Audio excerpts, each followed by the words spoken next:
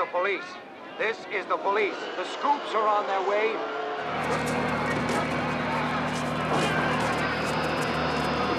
New York, 2022.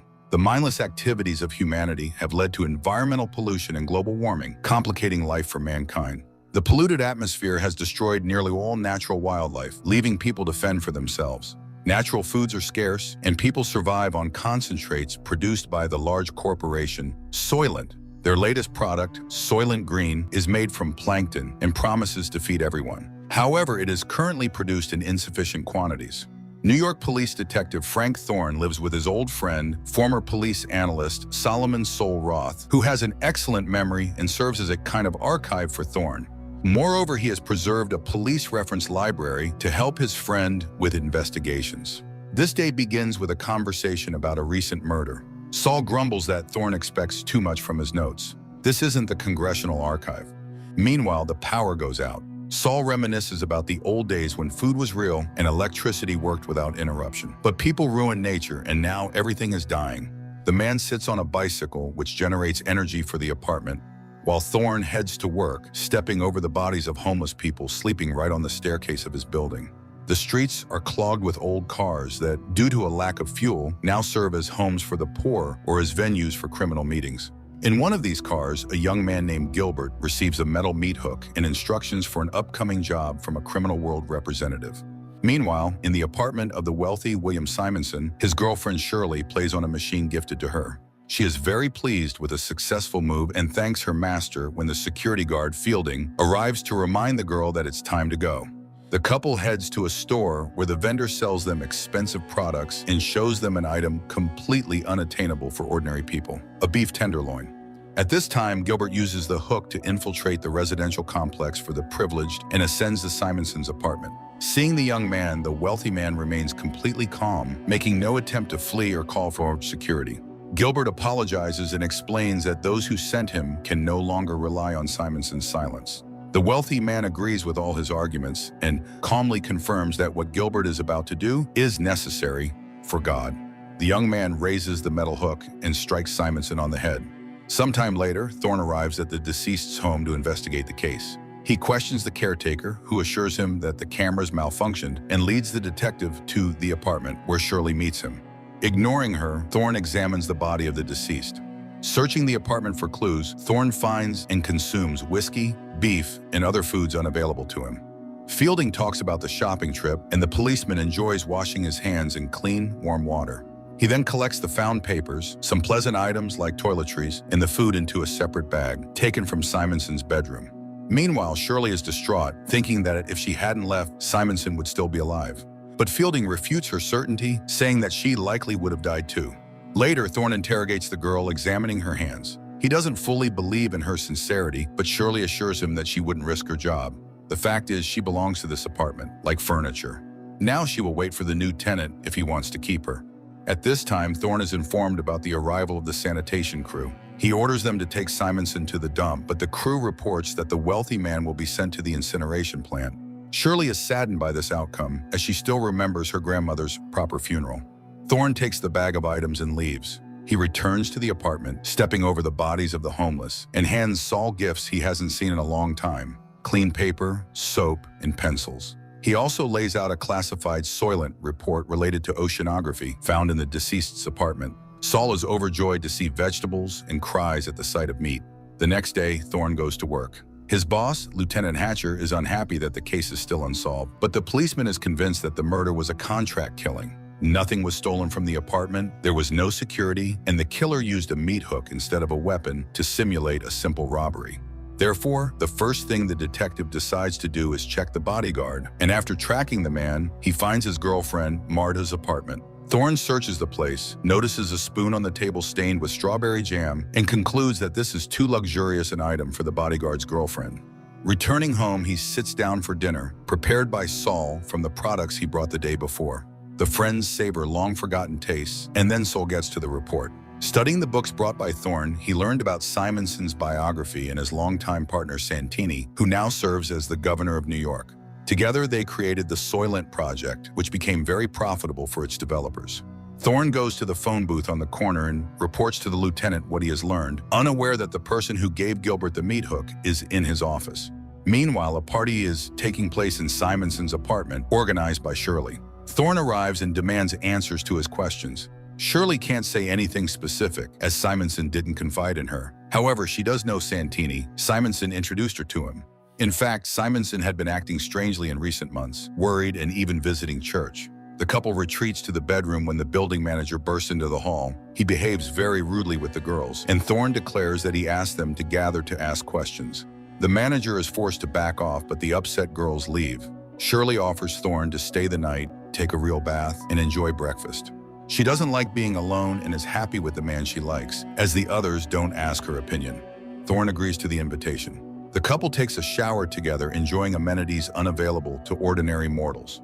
Later, Thorne visits the church where the deceased wealthy man had gone. On the porch, he finds a dead woman with a child tied to her hand.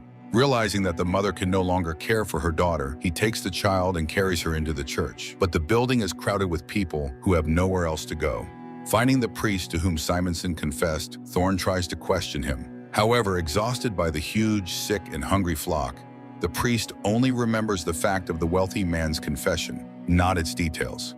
Yet, under pressure from the policeman, he admits that the truth is killing him. It's so monstrous.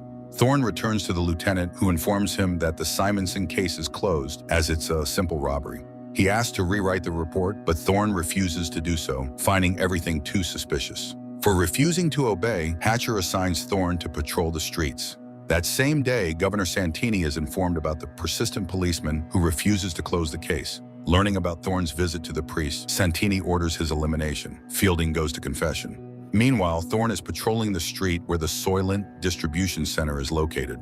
A large crowd gathers, and soon the product runs out, causing discontent among the crowd.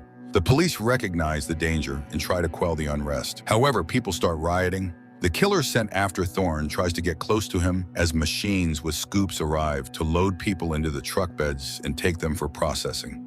The killer shoots but misses, killing a woman standing next to the policeman. The crowd goes wild. The killer tries to reach Thorne, injuring several rioters and wounding the policeman in the leg. Thorne tries to capture him, but seeing the weapon, pushes the guy. He flies straight under the scoop of a machine and dies, depriving the policeman of the opportunity to question him and learn the truth. Nevertheless, convinced of Fielding's involvement in the conspiracy against him, Thorne sets up an ambush in the bodyguard's girlfriend Marta's apartment. The men fight, during which Thorne accuses the bodyguard of killing his boss and implicating the corporation in the attack on the policeman. Finally, he warns the man to stop following him, otherwise it will end very badly. After this, Thorne goes to Shirley. At this time, Solomon brings the oceanographic report to a group of scientists who call themselves the Investigators Bureau. Shirley has just finished bandaging Thorne and offers to go somewhere, but he doesn't know where they could run. Everywhere it's the same, hunger and a dying earth. The girl is upset as the new tenant is arriving today, but the policeman is sure she will please him. Meanwhile, the scientists announce the results of their research to Saul, and it is truly horrifying. Simonson, being a member of the Soylent board, learned everything, and his psyche couldn't handle it. The corporation realized they couldn't rely on him.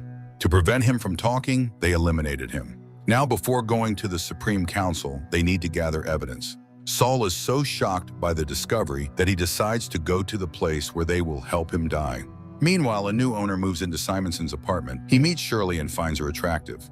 That evening, Saul goes to the place, notifying Thorne in a note. The policeman immediately rushes to his friend. Saul is just answering the manager's questions. His favorite color is orange, and his favorite music is classical.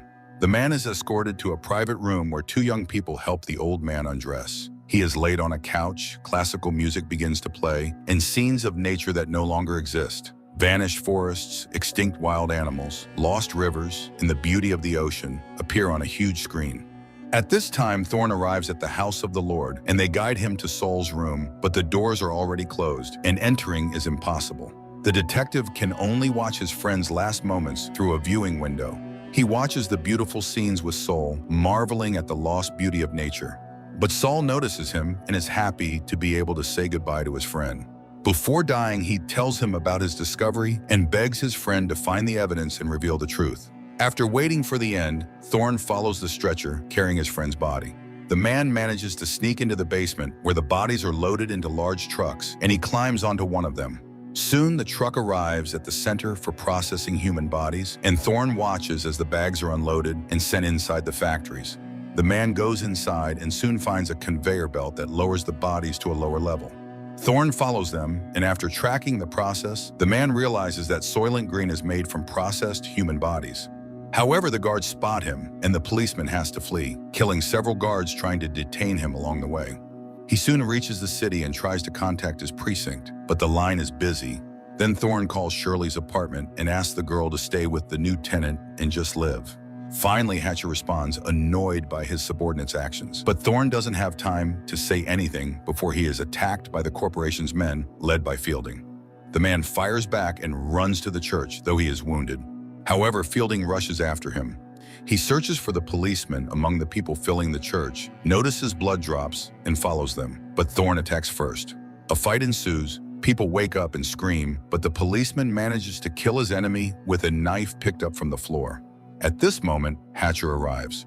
Thorne tells him what he has learned and urges him to tell the Bureau members that the ocean is dying, and the plankton from which everyone thinks Soylent Green is made no longer exists. Soylent Green is made from people. So the corporation is intentionally breeding people like livestock. The lieutenant promises to take the necessary measures. Thorne is taken away by paramedics, but the man continues to shout that Soylent is made from people and asks the lieutenant to stop it. The final scenes replay the images shown to the dying Solomon Roth. The adaptation of Harry Harrison's novel turned out to be terrifyingly beautiful and compelling. The most frightening thing is that there is no resolution, nor can there be. Even if people learn the truth, what will change? And the focus of the plot on ordinary people conveys the fragility and insignificance of human lives, which remains unchanged throughout all times.